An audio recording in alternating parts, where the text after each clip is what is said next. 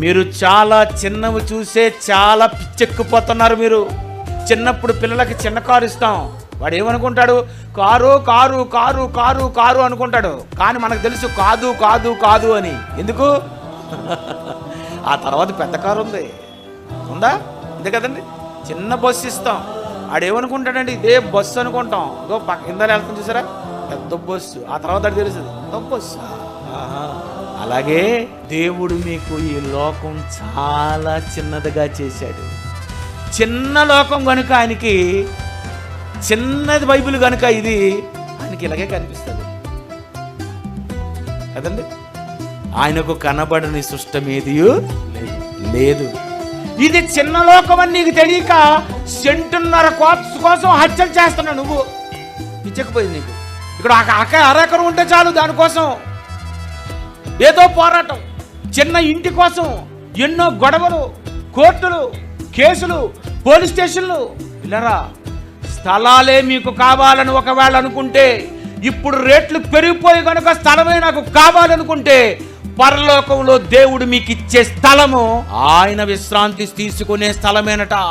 నా విశ్రాంతి స్థలం ఎంత ఆయన విశ్రాంతి స్థలము అంటే అది సామాన్యమైన స్థలము కాదు. ఆ స్థలం కావాలా? ఈ పీట కావాలా? పీట అవసరం లేదు ప్రభు, మొక్కిచ్చినా చాలు. చూసారా ఈరోజు చెక్కుపోతున్న స్థలం పిచ్చి బాబోయ్. నీకు చివరికి మిగిలేది 6 పొడవు 3 వెడల్పు. ఇది నీ సైజు. లాస్ట్ నీకు దక్కే స్థలం అది. ఒకవేళ కాల్చేశారనుకో నీకు అది కూడా ఉంది. అర్థమైందా? ఏమీ సంపాదించుకోకుండా ఏదో ఉందనుకుంటున్నావు కదా. పరలోకం ఈ లోకం కంటే కొన్ని 100 కోట్ల లోకాలు కలిగిస్తే ఎంత లోకం ఉంటుందో అంత పెద్ద లోకం అది. చిన్న చిన్న ఆశల కొరకు, వీటి కొరకు చూడకండి. మోషే అంటున్నాడు, కలుగబోవు బహుమానమునందు దృష్టి ఉంచెను. కలుగబోవు బహుమానం కావాలి. ఐగుప్తు ధనము నాకొద్దు. అబ్రహాము, ఇస్సాకు, యాకోబు మాకు కావాలి మరి శ్రేష్టమైన దేశము.